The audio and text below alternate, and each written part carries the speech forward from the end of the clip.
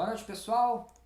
Bem-vindos a mais uma edição do Seboc Club. Essa edição é a quarta edição. Lembrando que o Seboc Club ele é um grupo de estudos dos capítulos do Seboc. Em março nós tivemos a primeira edição com os capítulos 1 e 2, né, com o Fábio Hidek. Em abril nós fizemos o capítulo 3 com a Patrícia França.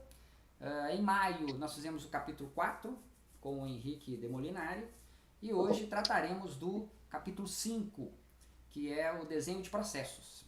E claro, desde já quero lembrar a todos de se inscrever no canal, aqueles que ainda não se inscreveram, dá um joinha, já dá o joinha antes para não esquecer, ativa o sininho, que ativando o sininho vocês vão receber toda vez que tiver um vídeo novo no canal, vocês vão receber aí um toque, né? Vou dar boa noite às pessoas que já apareceram por aqui, o Eduardo Piusana, foi o primeirão, já chegou, já estava aguardando, chegou antes da gente. A Mihara Moreira, ao Thiago Carrusca, boa noite. O Thiago Carrusca tá ali para dar uma força pra gente, pro pessoal que tiver as dúvidas no chat, né? Ele colhe essas dúvidas, me dá um toque para poder responder alguma delas. A Caroline que está sempre acompanhando nossas lives lá do BPM Talks. E a Lilian, boa noite a Lilian também. E o pessoal for aparecendo aí, a gente vai cumprimentando.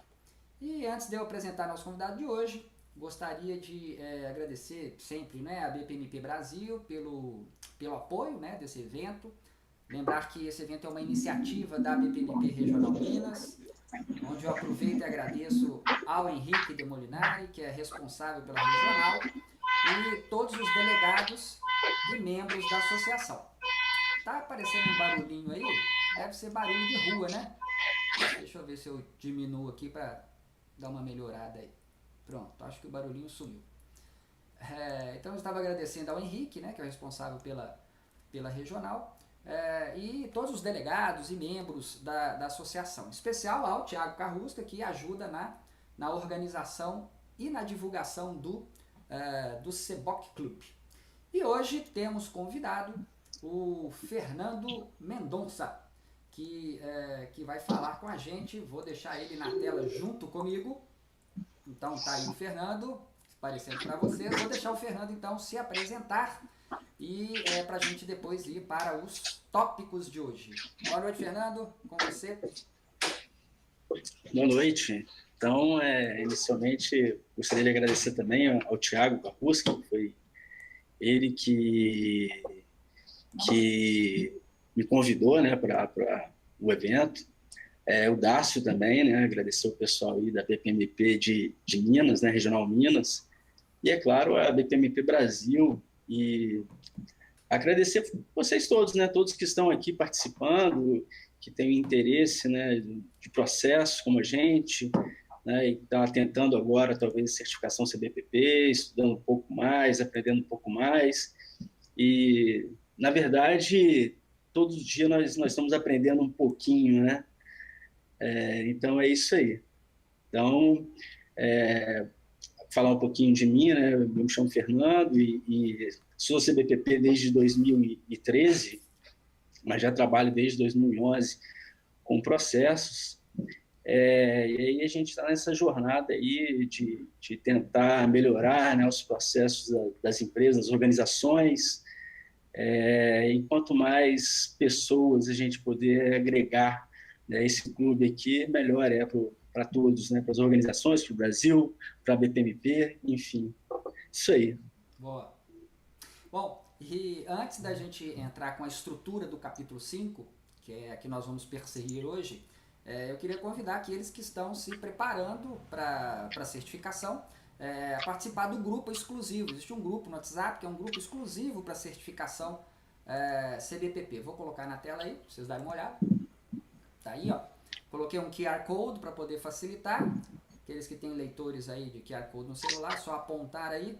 Vocês terão aí o link para participarem do grupo exclusivo de certificação CBPP. Claro que depois a gente deixa na descrição desse vídeo o link para poder, enfim, participar desse grupo do WhatsApp. E já aproveito que está aí essa tela, e vou mostrar agora a estrutura dos tópicos do capítulo 5. Vocês estão vendo aí na tela agora.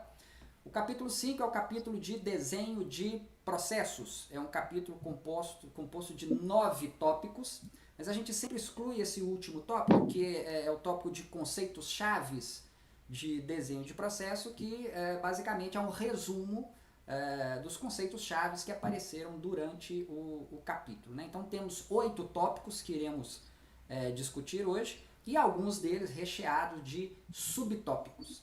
E o primeiro deles eu sempre faço a introdução, porque o Seboc ele traz a introdução do capítulo de uma forma muito simples. Ele normalmente traz um parágrafo para introduzir o capítulo, né? Então eu mesmo faço essa introdução para depois passar a bola para o Fernando, né?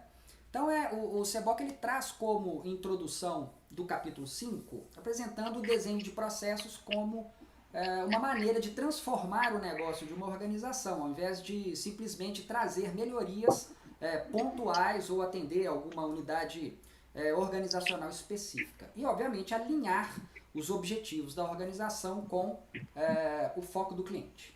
Esse capítulo, então, vai apresentar questões sobre a coleta de informações, preparação para o desenho, atividades e fatores chaves de sucesso para essa iniciativa. Eu vou passar a bola, então, para o Fernando, para ele começar, então, já com o item 5.2, que já traz como título, né, em formato de pergunta, o que é o desenho de processo. Então, Fernando, vou deixar com você agora para você dar uma destrinchada aí nesse item 5.2. Manda lá. Ok. Então, esse nome desenho de processo é um nome até que muita gente questiona, porque quando a gente fala de desenho de processo, as pessoas associam, né, no português a um desenho mesmo. No inglês é design, né? Design. E o design, na verdade, é criar uma nova versão, né? Se a gente for botar em poucas palavras, seria uma nova versão de um processo. Que, obviamente, tem que atender às necessidades, né, de negócio da empresa e, como o Darcy falou, com as expectativas do cliente, né? Então, quando a gente pensa em desenhos de processo, o que a gente está pensando, na verdade, é uma nova versão, uma mudança de um processo, né? E essa mudança, ela considera tanto níveis de processo de forma interfuncionais como atividades também, né? E aí esse desenho, ele pode ser tanto um desenho da área de processo, como um desenho de um processo, né? Como pode ser também um processo do trabalho, né? Como é feito um trabalho. Isso envolve a ordenação de função de atividades, né, de novos ou modificados também.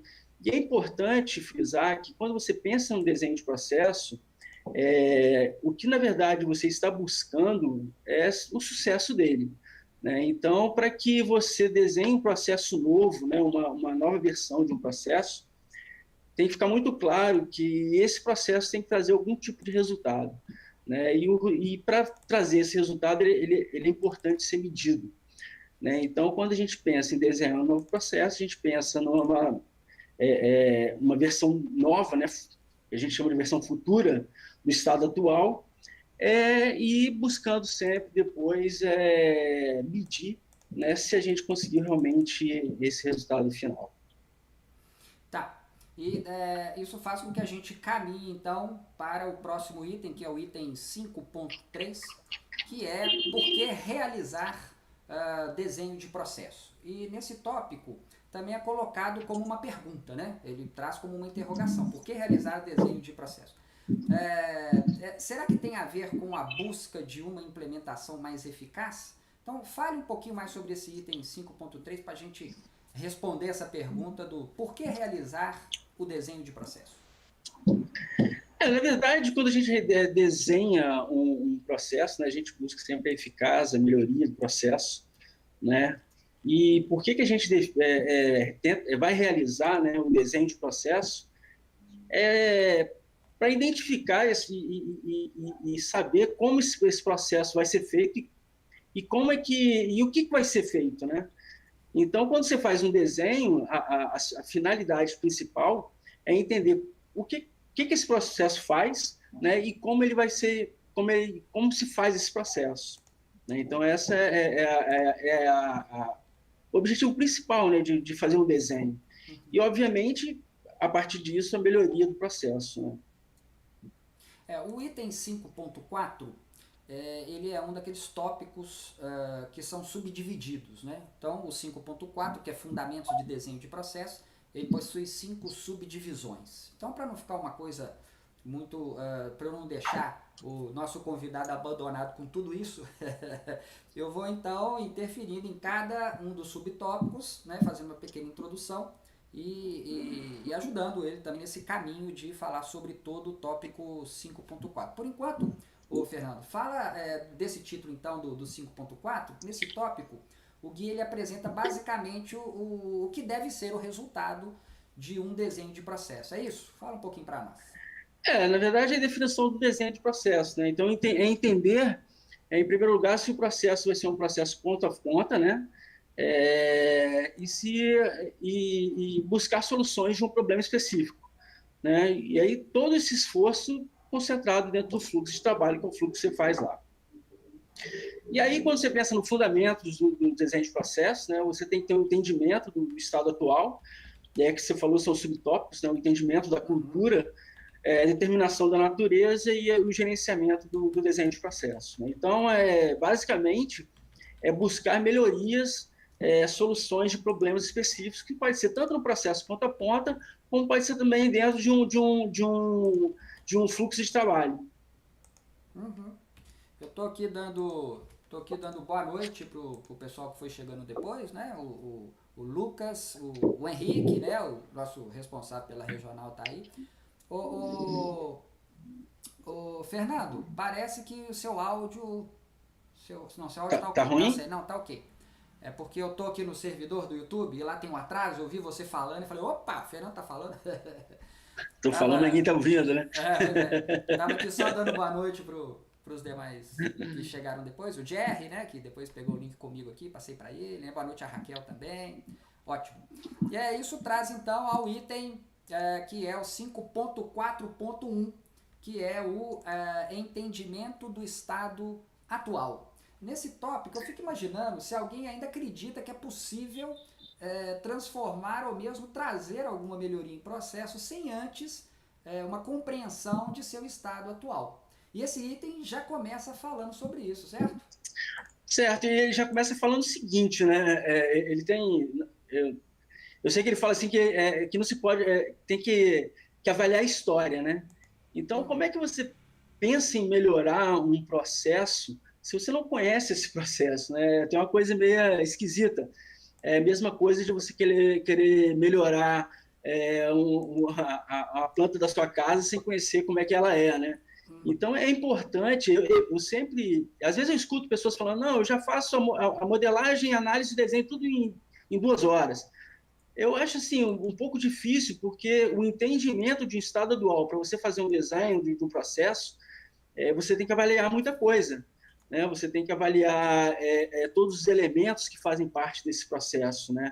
Então, conhecer os stakeholders, conhecer as documentações, indicadores que existem desse processo, quem são os atores, quais são a infraestrutura por trás disso tudo, né, em termos de TI, em termos de... Então, você pensar em melhorar sem conhecer esses elementos, sem ter uma noção do que você vai melhorar, eu acho muito difícil, né? Então, eu acho que é importante fazer o as-is, né, para você conhecer como é que é o estado atual, fazer uma análise em cima disso, porque muitas questões surgem, né, para aí sim pensar em melhorar algo. Então, a melhoria só pode existir a partir do momento que você conhece o processo, né?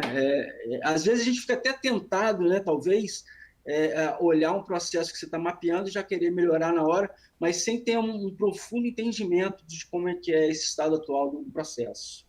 Uhum. Não sei se você concorda comigo. Claro. É claro que existem situações em que pode fazer sentido a gente não fazer essa análise da situação atual, porque ela não existe, né? Imagina um processo novo numa organização. Ah, sim. Aí não Nesse caso, não é como. O SEBOC até menciona algumas exceções, numa mudança de legislação, por exemplo, em que você tem novas regras, né, para serem implementadas. Então tem umas situações que faz sentido você implementar o novo porque o atual ou ele não existe, não é? Ou é uma imposição externa de mudança. Mas é claro, não há que se falar em vou melhorar algo se eu não sei como é o algo, né? Se você não tem uma noção de quanto tempo demora o processo, é custo do processo, você não tem noção de nada, você não tem um histórico desse processo, você não sabe nem se o resultado final está sendo satisfatório ou não, né? Então, existe... Vai ficar sempre uma especulação, né? É. Eu acho que isso é bom ou não. Bom, isso traz a gente para o próximo tópico, que é o entendimento da cultura organizacional. Bom, se uma organização é composta por pessoas e os processos são executados por elas, então entender o estado atual de um processo sem considerar a cultura organizacional, a cultura da organização, é uma compreensão, no mínimo, incompleta, né? O que esse tópico do SEBOC fala a respeito disso?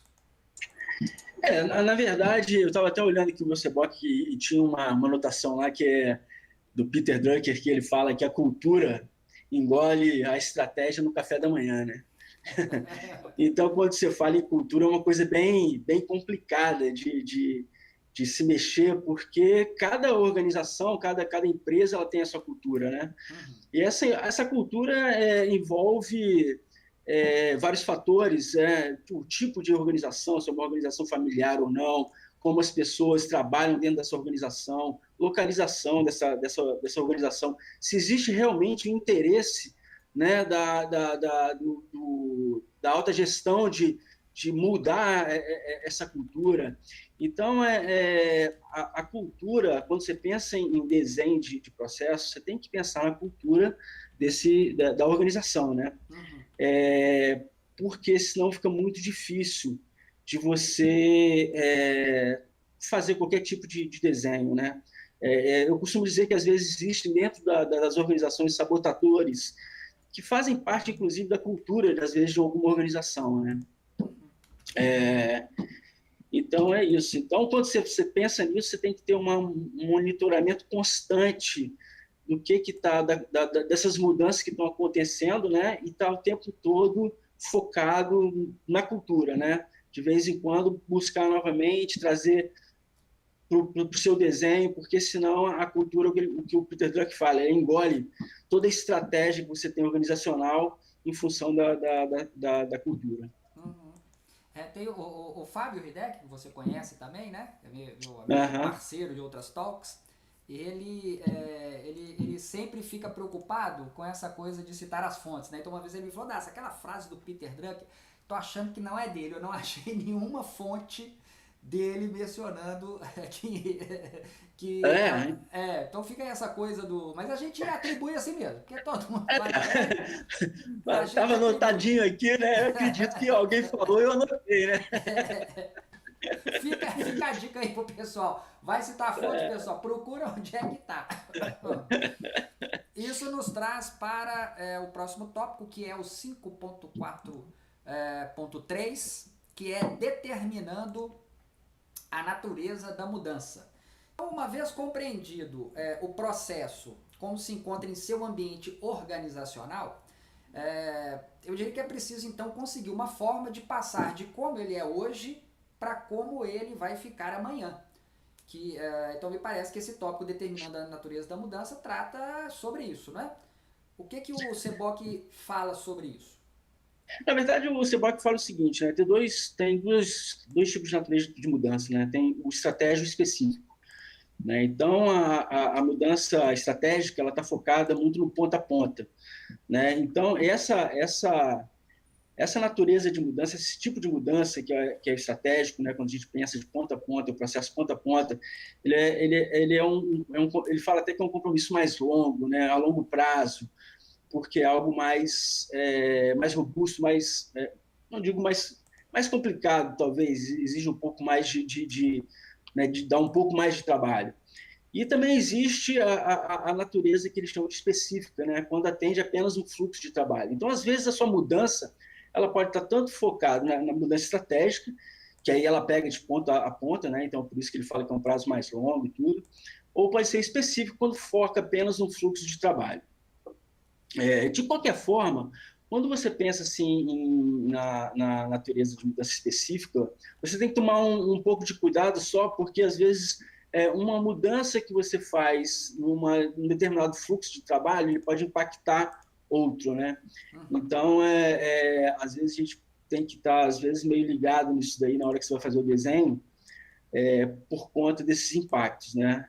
E aí a gente pensa também que, acho que ele também fala um pouco que uma natureza que é pensando também de fora para dentro, né? Que é a perspectiva do cliente, né? E essa parte do cliente é uma parte que eu gosto muito. Eu acho que logo no início, quando comecei a trabalhar com processo, foi uma palestra do Furlan, não sei se você já chegou a ir, né? Mas o Furlan era um cara conhecido na época, ele está meio afastado, e ele falava assim, não, eu tinha muita vontade de, quando eu começar a trabalhar no processo, quase que ser um cliente do processo, um cliente oculto, para me ver realmente como é que esse processo funciona, né? Então, quando a gente pensa na perspectiva do processo de fora para dentro, é você olhando como cliente, né, os processos que estão acontecendo dentro da organização e identificando que momento aqueles processos eles podem estar te entregando ou não um valor, né? Então, pensando dessa forma. E aí tem que ter também uma questão que eu acho que é importante, é que esse movimento do estado atual ao estado futuro, né, tem que ser assim, como pensar como vai ser esse movimento, né, que eu acho que também é importante, né, esse movimento de mudança, né, de você sair do seu estado atual e caminhando para o estado futuro, né, e pensar de como isso tem que ser feito, como abordar isso daí. O Furlan tá fazendo falta esses dias de hoje, viu? Eu assisti no BPMD e assim, a clareza e a objetividade que ele traz, esse foco de fora, esse foco do cliente, né? Não é eu achar o que o cliente quer, né? É eu ser o cliente e dizer o que eu quero, né? Porque, na verdade, no fundo, né, o BPM, o que ele traz como valor, como importância, é o que você está entregando de valor para o seu cliente.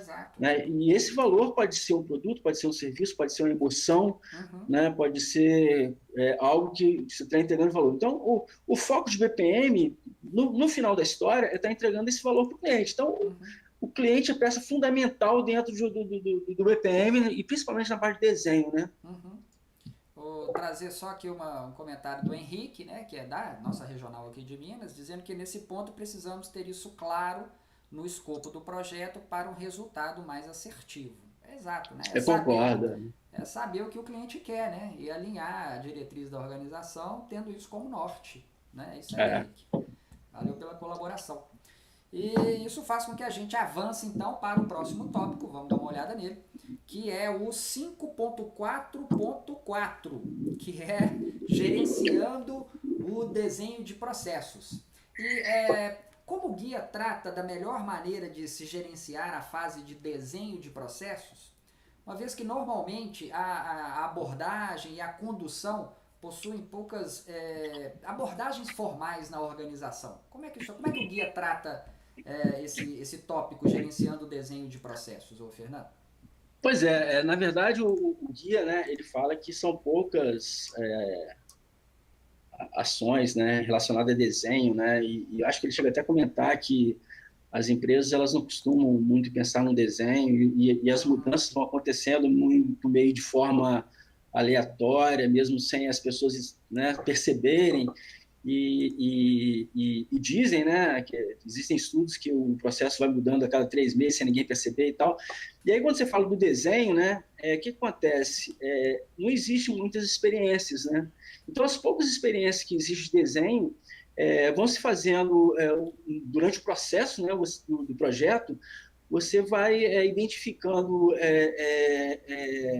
o que foi acontecendo de melhores práticas, o que as equipes foram aprendendo, e vão, em projetos anteriores, né, e vão trazendo essas lições aprendidas para os novos processos, né? Então, quando a gente pensa em gerenciar desenho de processo, existe realmente isso que você falou, né? Essa dificuldade, porque nem sempre a gente tem isso de forma muito bem definida. Definida não é um projeto que você esteja sempre fazendo, né? Uhum. Então, essas lições aprendidas vão sendo aprendidas, essa gestão vai sendo feita a partir de momentos de lições aprendidas mesmo, né? Uhum. Isso traz a gente para o último item do 5.4, que é o 5.4.5. Eu me embolo com esse tanto de ponto, que é o tópico níveis de modelo. Eu particularmente acho isso bastante interessante, pois além de apresentar os níveis de modelo de processo, ele também distingue em duas possíveis visões do processo, né? Que é a visão lógica e a física. Então, Fernando, conta um pouco pra gente sobre esses níveis e essas visões de processo. Eu vou falar um pouquinho das visões de processo, né? Que ele chama tem a visão lógica, né? Que é o que ele chama de processo, e a visão física, que é de função, né? Então, quando ele fala da visão lógica, ele, na verdade, está falando de processos de negócio e subprocessos. E quando ele fala de visão física, ele está falando de funções de negócio, atividades, tarefas, enfim. E ele fala o seguinte, que ele faz uma relação de N para N aí, né? Então, um subprocesso ele pode ter várias funções de negócio, como uma função de negócio ela pode estar em vários subprocessos, né? Então, ele faz essa divisão para você entender, e ele chama de visão física mesmo, né? Que é quando são as atividades que acontecem. E ele faz essa orquestração aí, né, em cima esses dois tipos de visões, né? E aí, com relação aos níveis, ele cita aqui 5 níveis, mas você pode ter vários outros níveis, né? Então, ele fala, vou repetir mais ou menos o que fala aqui, que ele fala do primeiro nível, né, que fornece uma visão do processo que pode ser interfuncional de ponta a ponta. Então, ele considera esse o primeiro nível, né, quando você tem uma visão de processo de ponta interfuncional e de ponta a ponta de negócio. Né? Aí ele fala do segundo nível, que aí entra em subprocessos, e dentro desses subprocessos, as decomposições, né, por afinidade ou resultados. Por fim, ele fala do terceiro nível, né, que são os interrelacionamentos que existem entre as áreas funcionais, né, então todos os interrelacionamentos que existem entre essas áreas. E aí o quarto nível são os subprocessos que se conectam, né, às atividades que são executadas. E, por fim, o quinto e último, que é as atividades decompostas em tarefas para gerar a saída, o resultado, né, da atividade. Existe alguns outros, por exemplo, que principalmente quando você trabalha com automatização de processo, aí você entra também no nível de automatização, né, que você vai pegar e especificar de forma bem própria para fazer a automatização, que às vezes o desenho que você tem, né, a nível de BPMN, de entendimento, é diferente, às vezes, com uma automatização, então talvez seja um outro nível. Enfim, existe mais do que 5, certamente, mas ele coloca pelo menos esses 5 aqui, que são os que a gente mais... que a gente conhece mais, né? E talvez o terceiro nível seja o que o pessoal mais trabalhe também, né? Então, são esses modelos aqui. É bom ressaltar para o pessoal que está no chat, vamos nos ater ao CBOC, tá, pessoal? Porque desculpa lá, aí. Não, ótimo você trazer a sua visão, né? É muito importante. Porque eu acho que é por isso que, a gente até falou isso um pouquinho antes de entrar, né? Por isso que na certificação CBPP é exigida uma experiência do candidato, né? Então, ou seja, não basta a pessoa pegar o livro, ler e fazer a prova. Ele tem que ter uma vivência de gestão de processos para aí sim ele poder fazer a certificação. Então, caem questões que não estão no CBOC, então, seguramente vai cair uma outra questão. Mas essas coisas que o CBOC, e aí você fez a prova, né? Eu fiz a prova. Então essas questões, se for questionado sobre níveis de processo, obviamente, recomendação, né, aos navegantes que estão aí pretendendo a certificação, se atenham ao CBOC. A hora da prova não é o momento de filosofar. Não tem o sexto nível, como eu falei, né? É só até o quinto. É só até o quinto, pessoal. A Tatiana Meirelles, ela traz aqui uma uma observação, ó, me parece questão de prova. Processo está para atividade, assim como o fluxo de processo está para o fluxo de trabalho. Tá lá no Seboc isso, hein, Tatiana? Bem colocado, né?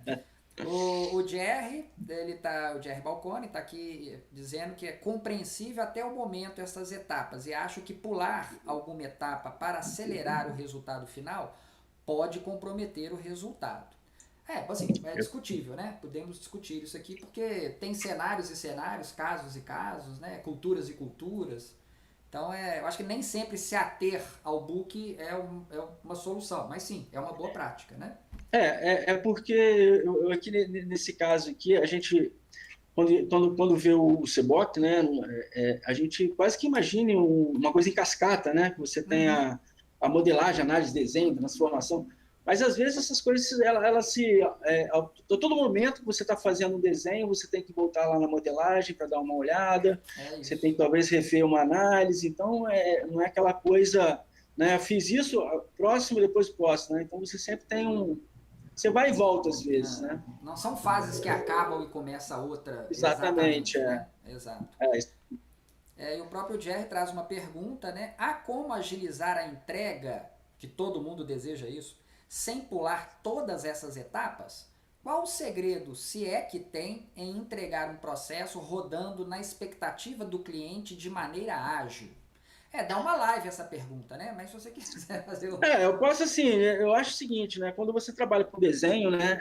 E aí você falou de termos ágeis, você pode até pensar numa coisa tipo MVP, né? O mínimo produto viável, né? Eu não vou te entregar 100% do que você quer, mas eu estou te entregando 10%. Na próxima semana eu te entrego mais 10%. E aí você, pelo menos, já vai dando aquele gostinho para ele do como o desenho está ficando. Eu acho que poderia ser uma alternativa a isso aí. Eu particularmente acho que usar uma metodologia de gestão de projeto ágil para uma iniciativa de processo, uma excelente prática, porque a gente faz exatamente isso, né? Eu vou fazendo pequenas entregas de valor, então o cliente está com aquela sensação que está sempre recebendo, né? Atendendo a necessidade dele, eu acho que é uma ótima prática. Bom, e você vai avançando. Isso encerra... o Jerry está aqui concordando, boa, a gente gosta quando concorda. Isso encerra o tópico 5.4, faz com que a gente avance então para o 5.5, que é o maior tópico desse capítulo, né? Ele possui 11 subitens. Então, vamos ver a habilidade aqui de nosso convidado, conseguir trazer as coisas relevantes de cada tópico, né? Eu já começo com o primeiro, que é desenhando o estado futuro do processo, que é um dos tópicos mais extensos, né? Que ele apresenta, assim, dentre outras coisas, diversas atividades chaves que devem ser realizadas no desenho de um processo. Então, dê para nós, Fernando, um apanhado do conteúdo desse item 5.5, por favor. Então, quando fala em desenho de estado futuro do processo, essa é uma parte para quem gosta muito de pensar fora da caixa, né?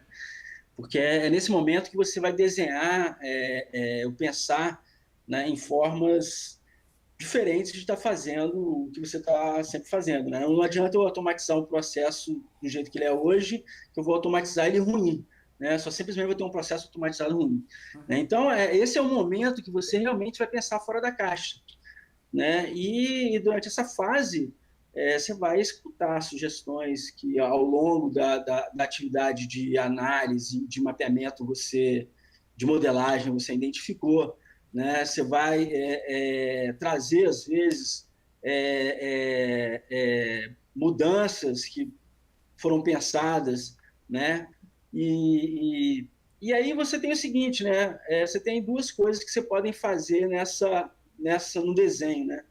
E aí tem uma coisa interessante que existe o Kaizen, todo mundo sabe o que é, mas o Kaizen é uma mudança, né, para melhor, mas ela é uma mudança gradual. Então a gente pode trabalhar os processos fazendo pequenas mudanças, que no final da história ele vai ter um significativo tão grande como uma grande mudança, né? Ou utilizar o Kaikaku, que é uma mudança radical, né? Também ele vem um pouquinho do Lean, isso daí, que é uma mudança assim, extrema de uma hora para outra, pá, botou. Tá? Então, existem níveis de processos e são processos que são afetados durante esse desenho, tá? Mas o que eu falo é sempre ter assim, refletir quando você for fazer um desenho, porque é o que eu falei, né? Às vezes você está alterando um trabalho, um processo dentro de uma área funcional, e às vezes esse processo pode impactar uma outra atividade, né? Então, se você parar para pensar, você tem lá uma atividade de vendas, que você transforma ela fica ótima, e eu consigo vender 1.000 unidades por mês, mas a sua operação só consegue fazer 100, e aí isso vai impactar. Então, essas análises, quando você vai fazer um desenho, né, quando você pensa em desenhar o estado futuro do processo, você tem que botar tudo isso no papel, né? Então, é mais ou menos isso daí mesmo, fazer, né, de criatividade essa mudança que precisa ser feita, né? E ela pode usar tanto a TI, você pode usar, né, fazer uma abordagem utilizando o pessoal de transformação, que é realmente entre a galera da TI e tal. Então, é basicamente isso daí, né? Bom, queria trazer aqui um comentário da Amanda, está dizendo aquele comentário que a gente fez, né, se atenham ao CBOC.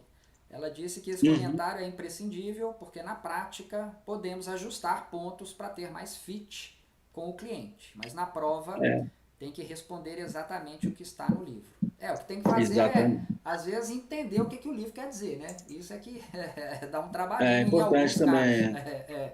Porque tem algumas afirmações do livro que cabem algumas interpretações e esse aqui é o debate que às vezes pode pegar alguém em uma ou outra questão, né? Bom, isso faz com que a gente avance para o próximo item, que é o desenho do novo processo. É uma coisa também do CBOC, fazer um pequeno comentário aqui. Esse capítulo 5.5, por exemplo, o primeiro título era Desenhando o estado futuro do processo. Aí depois tem Desenho do novo processo, depois tem Criação do to be. Então assim, fica parecendo que é tudo o mesmo título, né? Podia estar tudo no mesmo grupo. Você tem essa sensação, Fernando? Eu tenho essa sim, porque hoje mesmo, né, eu estava fazendo a revisão, dando uma olhadinha, eu falava assim, pô, mas ele está falando a mesma coisa que falou lá atrás, entendeu? Então, às vezes, parece que você está falando a mesma coisa ao mesmo tempo, né? Verdade. Então, eu tenho essa sensação também. Quando ele fala desenho do novo processo, pô, mas eu já falei ali que é um desenho, né? Que é justamente a mudança, né? Que você vai ajustar, né? Então, tem essa sensação. Já estou pegando aqui a 5.5.1, né, que ele fala de desenho de novo processo, né? Já mete bronca nela, já. E aí o que acontece, né? É justamente isso, né? As empresas elas mudam a operação constantemente, né? Então, a todo momento, elas encontram maneiras de fazer o seu processo. E como as empresas normalmente não têm alguém por trás realmente gerenciando essas mudanças, acaba que quando você faz o desenho de novo processo, né, você tem que ficar atento toda hora a essas mudanças, porque muda muito rápido os processos de uma organização, né? Então, na verdade, essa capacidade é a capacidade que a empresa tem de responder às mudanças, né? E quando eu falo responder às mudanças, entender as mudanças que estão acontecendo, às vezes que na real ela nem sabe o que está acontecendo, né? Então é isso aí, quando você começa a desenhar os novos processos, né? E aí utiliza as ferramentas de BPMS, pode te ajudar, né, nisso daí. Então é basicamente isso daí, né? Fazer um novo processo, né? uma nova versão do processo, né? O Pedro Henrique aqui faz uma pergunta, que eu acho que a resposta aqui é bate-pronto, né? O perfil do cliente influencia no desenho futuro do processo? Exemplo, idade?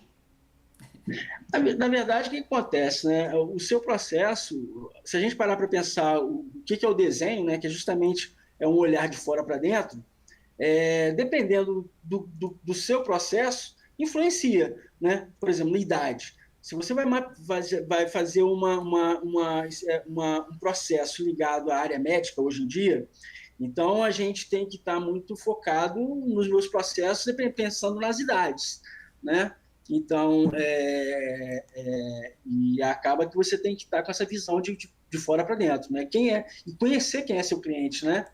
Conhecer quais são seus personas, né? A jornada que ele faz para junto com o seu processo, né, as interações que existem entre ele e o seu processo lá, isso tudo tem que ser analisado. E aí, certamente, você tem que estar conhecendo muito bem quem é o seu cliente e, obviamente, depende do seu processo, né? Uhum.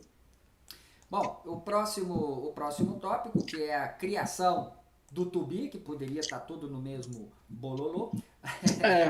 Aqui ele começa afirmando que mudanças em nível de processos devem ser consideradas como o primeiro passo na concepção da mudança e apresenta um conjunto de questionamentos que podem ser feitos no modelo ESIS para poder transformar o negócio. Então, deixa eu só aqui dar boa noite para o meu amigo Fábio Hideki, que chegou aqui agora. Boa noite, Fábio. Estava aqui, já ia achar ruim com você, que você não estava aqui. Fala um pouco então, Fernando, sobre o que quer dizer esse tópico criação do to-be. Na verdade, o processo atual tem que ser melhorado, né? Então, quando você pensa no processo, né, de criação de to-be, o que você está pensando é melhorar o seu processo, né? E isso acontece através dos problemas que são identificados na fase de análise, né, e que você tem que eliminar. Então, o item 5.5.2 fala disso. Né? Então, sempre envolver o máximo de pessoas que participam desse processo, os atores, porque para você criar o to be, as experiências dessas pessoas que trabalham nesse processo é fundamental, né? E aí sempre está questionando as atividades existentes, né? Que é justamente aqueles itens que você falou ali, perguntar, né, quais os questionamentos que são feitos, né, o que, onde, quando, por quê, como e por quem. Eu acho que até um 5W2H isso daí. Então, e cada atividade dentro do seu processo ele tem que ter um porquê de existir. Isso é o principal de tudo, né? Porque se você tem uma atividade que não tem porquê que ele está ali, ele nem deveria estar ali, consequentemente ele só está piorando o seu processo. Então, o que eles consideram que tem que ser eliminado, né? Qualquer atividade desnecessária dentro de um processo que não entregue nenhum tipo de valor deve ser eliminado, né? Uhum. E tem que estar aberto na hora que você vai criar um to-be a ideias criativas, e sempre existe a possibilidade de começar a fazer esse to-be a partir de um modelo as-is, né? Uhum. Então, por isso a necessidade que o CBOC fala, né, de você fazer o as-is, porque através do as-is você vai copiar esse as-is e vai começar a fazer um modelo a partir dele, né? E começa eliminando os trabalhos desnecessários. Uhum.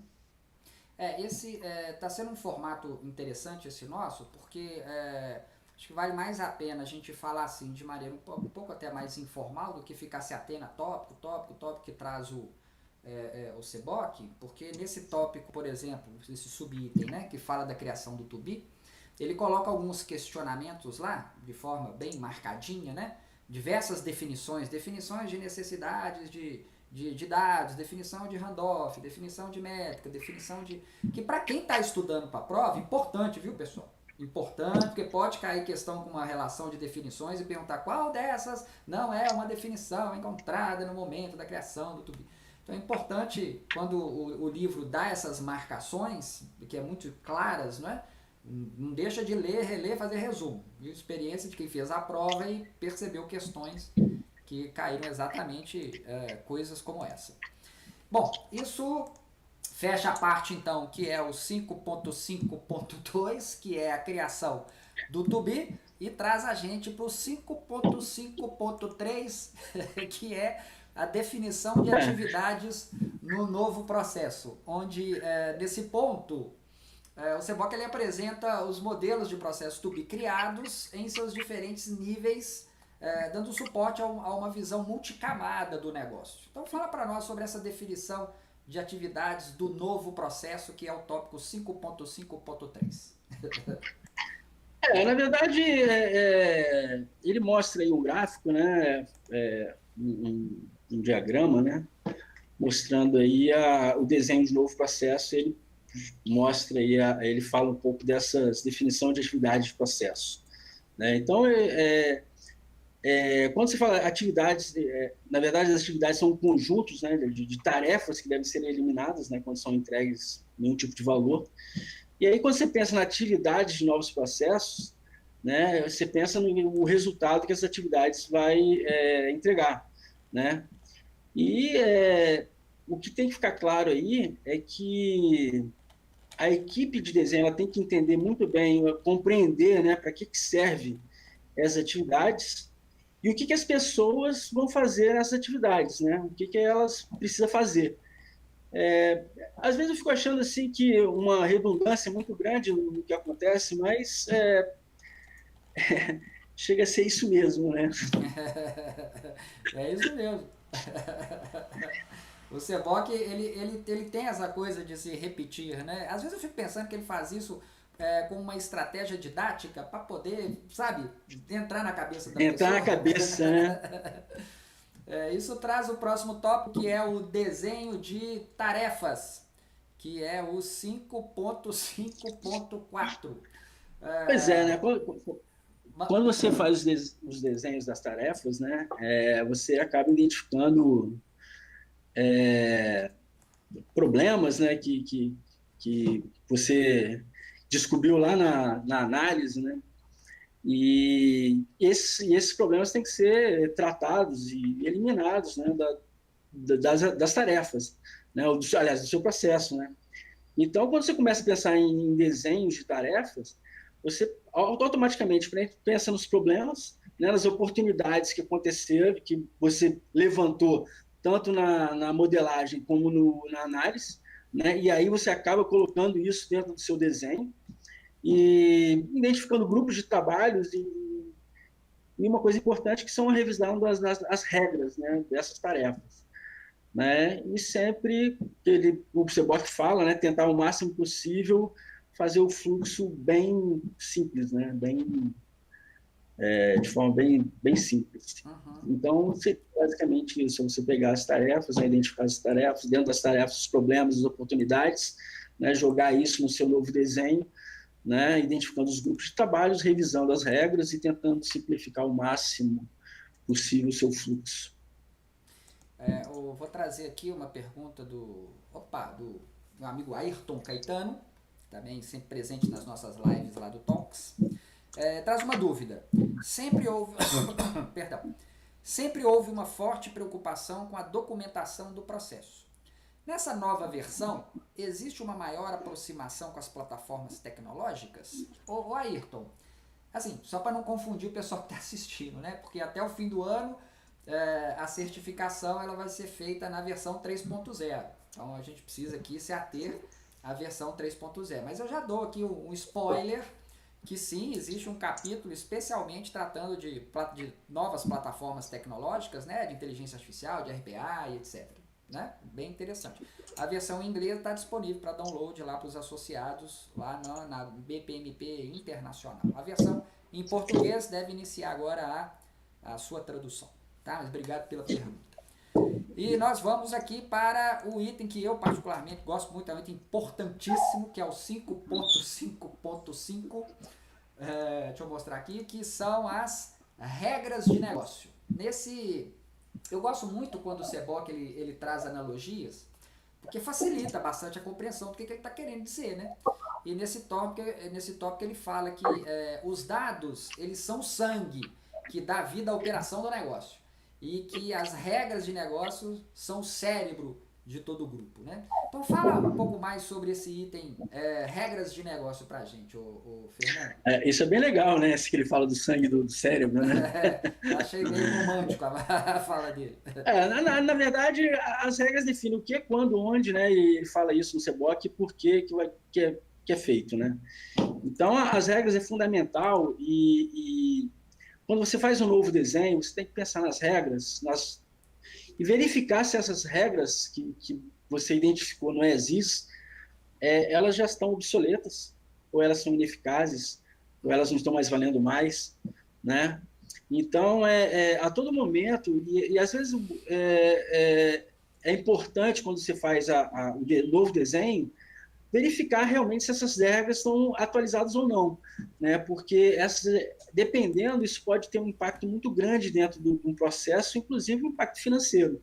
Né? Se você pega, por exemplo, uma lei antiga e traz ela para o seu desenho novo e as pessoas começam a seguir uma lei antiga, então isso a questão da regra é algo muito importante, né? E o próprio SEBOC fala que toda iniciativa tem que identificar e normalizar essas regras, né? E manter sempre essas regras atualizadas, né? E de preferência ele sempre fala da simplicidade, né? Trazer regras simples para você poder, para ser entendível, né? As pessoas entenderem. E é claro que quando você coloca algum tipo de regra, você tem que testar para ver se essas regras, né, estão realmente funcionando, né? Então, basicamente, as regras de negócio elas servem para isso daí. O próximo item ele é até pequenininho, que é o 5.5.6, que fala do desenho de serviços. Ele apresenta aí algumas poucas características de serviços, né? Conta aí pra gente quais são as características que ele apresenta. Na verdade, o que ele fala é o seguinte, né, que processo é igual método mais pessoas, mais tecnologia, né? Mas quando você fala em serviço, você tem que acrescentar mais um elemento que ele chama de cliente. Né? O cliente, por quê? Porque quando você fala em serviço, o cliente está envolvido diretamente nos seus processos, né? Diferentemente de um produto que você faz e que entrega aquele produto lá. O cliente não, ele está sempre presente e cada vez mais porque ele busca... esqueci até um nome agora que me falta de esquecer, mas ele está sempre buscando uma conveniência, né? Então ele quer utilizar hoje, né? O cliente hoje, além de ser um grande participante do seu processo, ele quer usar o seu serviço a hora que ele quiser e onde ele estiver, né? Então isso a gente fala o tempo todo quando a gente pensa em jornada do cliente, porque na verdade o cliente passa a ser o cara que participa do seu processo como se fosse um ator do seu processo mesmo, né? E basicamente é isso aí, né? Quando você desenha um serviço, você pensa no seu cliente como um ator do processo, o cara que vai estar interagindo o tempo todo com o seu processo como se fosse um ator, né? Ótimo. Bom, e aí ele traz no item 5.5.7, que é o tópico que trata de terceirização de processos, o guia ele conta que a terceirização de processos está associada à terceirização de funções de negócio. Então explica isso aí para o pessoal entender melhor. Ele já começa falando, né, que é importante entender que terceirização de processo de negócio que não se terceiriza o processo de negócio, mas as funções de processo, né? Então, normalmente ocorre quando uma parte externa, né, a sua organização toma um controle de uma função para ser feita, né? Ele fala, inclusive, que são as funções verticais disso daí. E ele até cita que, em teoria, 100% dessas funções de negócio, né, que se a gente poderia, a área financeira, a área de RH, a área de TI, poderiam ser terceirizadas, né? Então, o que o SEBOC fala, né? E logo em seguida, em terceirização de processos, ele tem um item que se chama serviços compartilhados. E quando eu olhei assim, eu falei, gente, terceirização de processos, serviço compartilhado, não é parecido isso aqui? Então, nesse item ele já começa diferenciando serviços compartilhados de terceirização, que às vezes pode fazer confusão aí para um desavisado, né? O que consiste essa diferença de uma coisa da outra? Na verdade, o serviço compartilhado, o que é um serviço compartilhado? Eu tenho uma empresa e eu tenho várias filiais pelo Brasil, mas eu tenho um serviço dentro de uma empresa que todas as filiais vão utilizar. Um exemplo poderia ser o de RH. Então, qualquer filial em qualquer lugar do Brasil, se precisar contratar alguém, vai ter que contratar esse meu serviço compartilhado, né? Vai utilizar esse serviço de centro compartilhado. Mas isso, de um certo modo, ele pode acontecer uma complicação, por quê? Porque pode começar a ter um handoff muito alto, né? Se várias filiais começarem a demandar esse serviço, que é um serviço compartilhado, pode ser que ela realmente comece a gerar falha em atender essas filiais por conta do serviço compartilhado, né? Então ela fala basicamente isso daí. Bom, fechando esse 5.5.8, nós temos o 5.5.9, que é a simplicidade no desenho de processos. Eu gosto muito desse tópico da teoria do 1, acho fantástico. E por mencionar também... Eu também acho. Eu gosto muito dela. E por mencionar a metodologia Lean, que é uma metodologia ágil, que eu acho muito aplicável em iniciativas BPM, né? E por trazer também aquela ideia do errar rápido, aprender rápido. Então conta um pouco desse tópico aí do simplicidade no desenho de processos. Quando a gente fala em simplicidade de desenho de processo, né, você tem que entender que fazer algo simples é extremamente difícil, né? É verdade. Não é fácil fazer algo simples.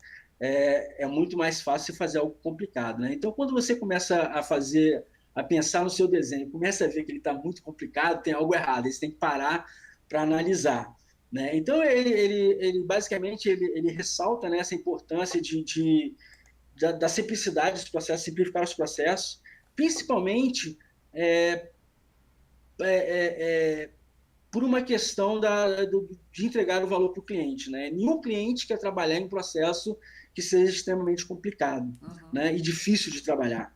Então, ele até fala que os clientes estão cada vez mais sobrecarregados de complexidade desnecessária. Então, o que a gente busca é tirar essas complexidades dentro dos processos, e aí por isso que ele fala de simplificar os desenhos dos processos, tirar as atividades que não estão agregando nenhum valor ao cliente, né? E ele fala que ele chega a repetir, né? Simplificar, simplificar, simplificar. Quanto mais simples, melhor. E aí ele fala dessa teoria do 1, né, que o Darcy gosta, mas eu também gosto, que ele fala assim, imagina se tivesse um processo que só tivesse, né, apenas uma atividade, com apenas uma pessoa fazendo, né, em apenas um lugar no mesmo tempo. Eu falei assim, pô, isso é um negócio fantástico, né? Fizesse um processo assim, né? Mas é interessante isso, por quê? Porque até mesmo na modelagem ágil, às vezes, quando você quer definir o escopo, o tamanho, né, você começa pelo o mais simples, né? O mais simples é um formulário que mais nada, aí você começa a pensar dessa forma. E aí, às vezes é interessante quando você começa a pensar dessa forma, que aí você realmente leva você para um pensamento, uma mudança de pensamento e tentar buscar realmente algo novo, né? E simples, né? Então, acho que é um exercício bacana de se fazer. Verdade, não é simples não, tem nada simples. E aí nós vamos para o 5.5.10, que fala da sustentabilidade social e ambiental. É um tópico, obviamente, bastante atual, né? E ele foca na ideia de reduzir ou mesmo eliminar tudo aquilo que não agrega valor, né? Então detalhe um pouco pra gente esse item, que também é um tópico um pouquinho extenso, né? Manda ver. Ele tem uma visão também um pouco de sustentabilidade, né? Tanto social como ambiental, né? Então ele chega até a falar da economia circular, né? Ou seja, as empresas pensarem se ela se algum tipo de processo dela está gerando algum tipo algum tipo de problema, né, que impacta na natureza, você já pensar em paralelo, né, processos que podem diminuir esse impacto, né? Então ele até tem um exemplo simples lá que ele coloca lá extrair minério, né? Então já pensar, e aí tem a degradação ambiental, ele já pensar numa criação de um processo de fazer a recuperação ambiental do lugar que você está extraindo, né? Então basicamente também essa necessidade de você já modelar pensando, inclusive, nos impactos ambientais e sociais que podem acontecer e trazer processos que podem ajudar isso daí, né?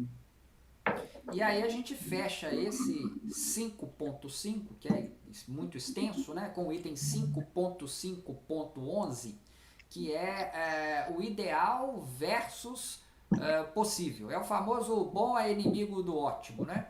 Ele apresenta duas abordagens que podem ser seguidas para a criação de um novo desenho. Então conta pra gente aí para fechar esse capítulo, esse tópico grande com o item 5.5.11. Na verdade, o que ele fala é o seguinte, ó, é o que você falou, né?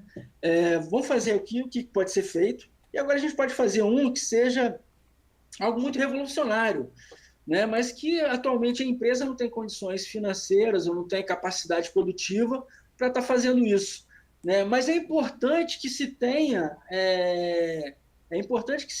já uma visão é, futura de algo que você possa vir implementar lá na frente e tal. Então, basicamente é isso aí. É a situação que você tem hoje, ó, do jeito que a gente tem, a gente consegue fazer isso, mas a gente pode pensar também no futuro, então a gente faz um outro desenho pensando em outras possibilidades que a gente hoje não, que a empresa, a organização hoje não conseguiria fazer, mas que pode ser apresentado no futuro ou até servir de modelo para você fazer algum tipo de melhoria no seu processo desenhado. Uhum. Bom, isso fecha então o que é o mais extenso dos tópicos do capítulo 5, né? Eu vi aqui que já são 21 horas, mas sei que a nosso chat, nosso grupo, nossa plateia não se incomoda que a gente estenda mais uns 10 minutinhos. Eu acho que dá pra gente fechar todo o conteúdo. O próximo Claro, tópico claro. agora é o 5.6, que fala sobre simulação de processo, e o Seboc apresenta a simulação de processo como uma forma de prova de conceito. Eu, particularmente, gosto muito para comparar cenário ou até mesmo validar um desenho em um momento anterior à implementação. O que o guia fala sobre esse tema, Fernando? Na verdade, é basicamente isso mesmo, né? É você pegar hipóteses, conceitos e experimentar e verificar se aquilo que você desenhou realmente está acontecendo, né? Então, você valida o modelo desenhado, ou como você falou, que eu gosto muito de fazer isso, é pegar o meu as is e aí verificar se na minha simulação do processo melhorado eu tive um sucesso maior ou igual ou pior do que o atual, né? Então, quando você simula, na verdade, você está fazendo isso. E mais do que isso, você pode simular também cenários diferentes, né? Ou seja, você pode ter dentro do mesmo desenho dois cenários diferentes, e você quer experimentar para ver o que vai acontecer se você acrescentar mais pessoas executando aquela atividade. Será que vai ter um gargalo lá na frente? Será que não vai ter? Então, a simulação de processo serve para você fazer esse tipo de teste, né? Uhum. Prever desempenho, enfim, né? O item 5.6.1, que fala Já é o da to be, né? simulação do to be, eu acho que ele fala basicamente o que você disse, né? Ele é E, uma representação de um sistema através de outro sistema. Em tese é o que você acabou de falar. Você quer acrescentar alguma coisa para esse item? Não, na verdade é isso mesmo, né? A única coisa que eu quero acrescentar é que você falou, acho que tinha um negócio lá da Oracle lá e tal, que depois eu vou querer saber também. Ah, Um sobre o simulador que simulador você da falou que você Oracle? tem, Nossa, maravilhoso. É maravilhoso. É que é impressionante. sempre bom a gente conhecer. Então, É. a simulação do to be é isso daí, né? Uhum. Tá, vamos passar então para o próximo item, ainda no assunto de simulação, mas aqui ele fala de ambientes e ferramentas de simulação. Deixa eu só apresentar aqui o slidezinho, porque para quem vê gravado é legal ficar tudo organizadinho. Então vamos falar agora de ambientes e ferramentas de simulação. Como o Seboc ele não se apega em nenhuma ferramenta ou metodologia específica, nesse item então ele apresenta só os dois parágrafos, uma coisa que poderia ser muito extensa, né? Ele apresenta só dois parágrafos para tratar dos possíveis ambientes e ferramentas de simulação. O que ele apresenta nesse tópico? Na verdade, o que acontece? Você pode realmente usar dois tipos de simulação, né? O manual ou o automatizado. O automatizado você vai fazer uso de alguma ferramenta, né, para se fazer essas simulações. Mas você também pode simular isso na vera, assim, dentro de uma organização com as pessoas fazendo, experimentar aquela simulação como se fosse um piloto do que pode acontecer ou não, né? Então, eu já fiz algum tipo de simulações assim, e realmente é muito interessante você fazer, porque você filma, né? E aí você consegue ver exatamente como é que está acontecendo aquela simulação, aquela mudança que você fez, se está realmente gerando algum tipo de efeito ou não, os handoffs que pode acontecer, enfim. As duas são válidas, eu acho, tá? Sim. Obviamente, a automatizada, ele te dá uma velocidade muito mais rápida, né? Em termos de resultado, né? O resultado está muito mais rápido, né? Uhum. Mas, de qualquer forma, você tem que ter os históricos, às vezes, para fazer essas simulações automatizadas, né? Ou cronometradas antes. O item que é o 5.6.3, que fala de simulação e análise de carga, deixa eu até colocar aqui para o pessoal ver. Então, seria o último subitem, né, do 5.6. Ele, então, eu particularmente acho valiosíssimo não só usar uma ferramenta tecnológica para simular um processo no seu estado atual e comparar os ganhos, né, no seu estado futuro, mas o que é muito interessante dessas ferramentas, por isso que eu menciono o da Oracle, porque o da Oracle fazer isso, você faz isso em tempo real, é muito legal, é testar possibilidades que são difíceis de se prever numa análise. Você dobra o número de instâncias em determinado período, você aumenta ou encurta o período, você simula lá, e se 20% dos recursos não estiverem disponíveis em determinado momento, o que vai acontecer? Então, esse tipo de simulação traz um ganho muito bom para um momento de análise ainda anterior à implementação, né? Mas o que você quer falar sobre esse item específico? Na verdade, quando você fala aqui, né, da simulação, quando eu penso em simulação, eu penso quase que todos juntos, né? Eu não penso em simulação só de análise de carga, eu penso também em simulações, né, de tempo, simulação de custo. É isso. Você cria Então, cenários, né? Exatamente. Então, quando ele fala, ele põe os 3 tipos de simulação aí e tal, o que é importante entender é que as simulações, elas vão te auxiliar, né, até mesmo para minimizar os riscos de você botar um desenho, né, sem antes ter feito uma simulação. Na verdade, é uma validação do seu desenho. Então, basicamente, é isso. Né? Então, aí ele acrescenta aqui que pode apresentar animações de simulação e tal, mas eu acho que quase todas as ferramentas já fazem isso, né? essas animações de simulação, né? Bom, nem vou falar das ferramentas, senão a gente não para aqui, né? Tem umas que realmente, tem umas que parece que é uma simulação da notação só. É legal para você dar um treinamento de notação, mas assim, não te permite configurar atividade por atividade, não te permite configurar calendário, você não determina fins de semana, férias, você não determina custo, né? Então, quando eu menciono da Oracle, é porque ele me dá todo esse leque de possibilidade de configurações, né? Bom, vamos para o próximo item, que é o 5.7, que é o penúltimo item, que é o gerenciamento da mudança. E mais uma vez o CBOC tem aquela coisa do ir e voltar com alguns conceitos, né? No capítulo 7 tem um tópico inteiro falando sobre gerenciamento, são quase 20 páginas falando sobre gerenciamento de mudança. E aqui ele dá uns 4 parágrafos sobre o tema, mas ele já começa falando da importância, dizendo que muitos projetos podem falhar se não for dada atenção suficiente ao gerenciamento da mudança. Então, até onde esse tópico fala desse tema, Fernando? O que acontece, né? Quando você fala aqui dos projetos que falham porque as equipes não provêm atenção às mudanças, né? O que eu imagino aqui, o que eu falo, né, é que dentro de um processo de desenho, né, dentro de um desenho de processo, quando você começa a fazer o desenho de processo, várias pessoas elas participam desse desenho, inclusive pessoas ligadas à área de mudança, né? Que é o que eu te falei, né? Isso tem um tópico anterior também, né? Como é que você leva essa mudança do as is para o to be, né? Então,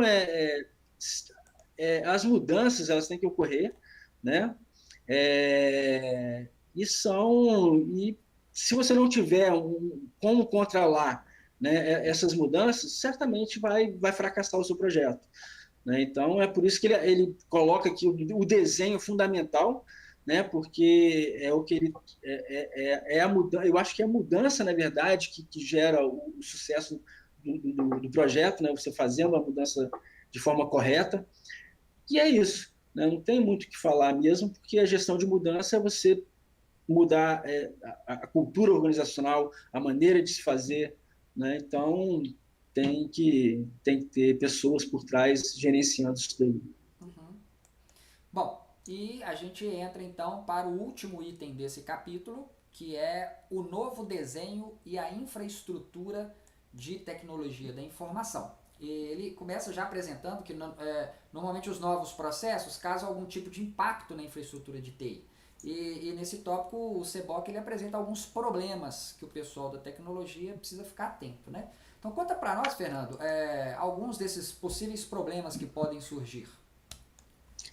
Ele fala isso, né? Então, ele joga até algumas perguntas aqui, né, de problemas que podem acontecer, né, quando você faz um desenho em que a tecnologia está por trás e às vezes você não tem braço suficiente para implementar essa mudança que você fez de forma rápida, né? Às vezes não tem nem recurso financeiro, às vezes uma mudança, dependendo dos sistemas que você tem legados, né?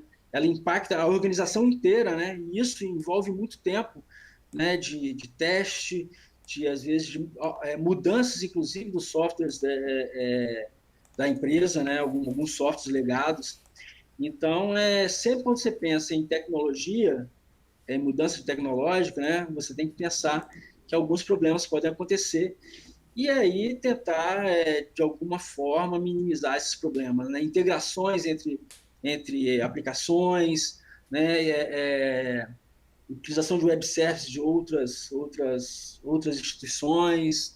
Então, é um momento também que você tem que parar para analisar e pensar junto com o pessoal de TI quais são os impactos que pode acontecer quando você pensa num desenho que vai, de alguma forma, utilizar tecnologia por trás, um BPMS e tal. E o item 5.9, como eu tinha informado no início da nossa apresentação, é aquele item que fala sobre os conceitos chaves do capítulo. Então, com o 5.8 a gente consegue fechar, brilhamos, passamos aí uns 10 minutinhos, mas isso aí acontece pelo tamanho do capítulo 5, né? Não acho que isso aí foi problema nenhum, acho que mandou muito bem.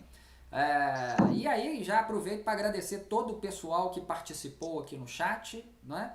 As pessoas que chegaram depois.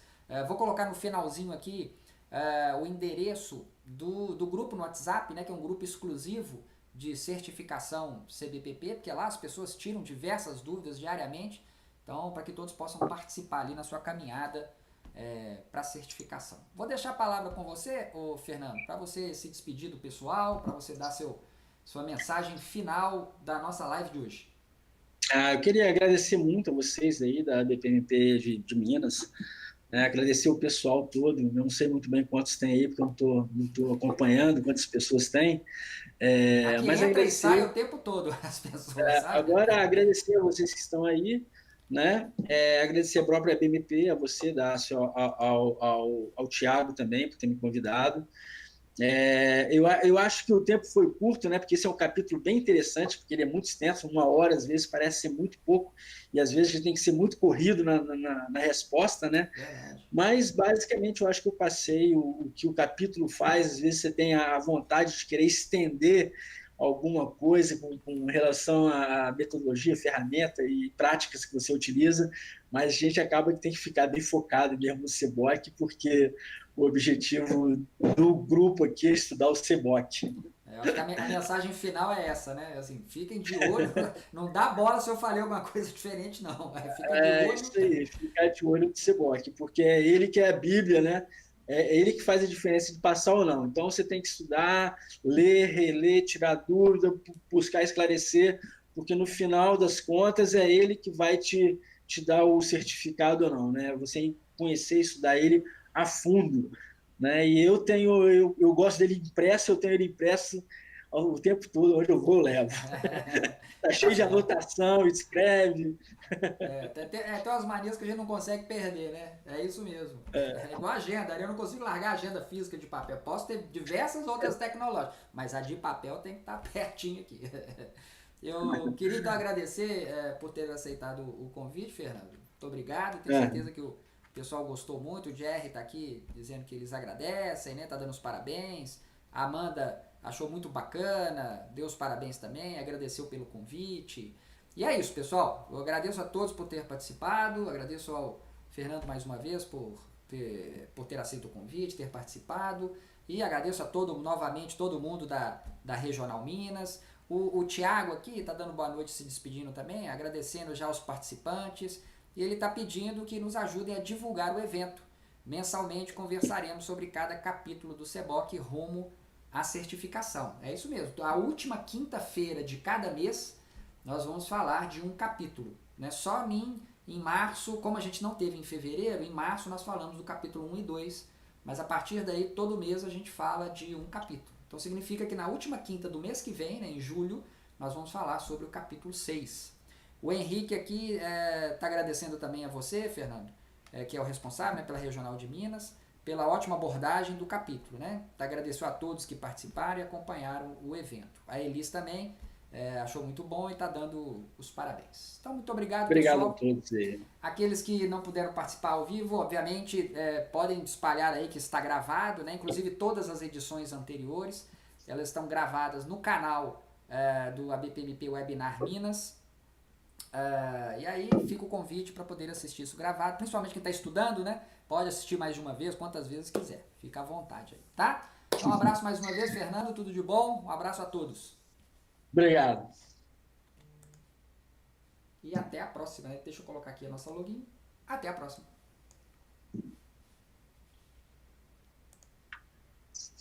Fechou aí? Foi tranquilo?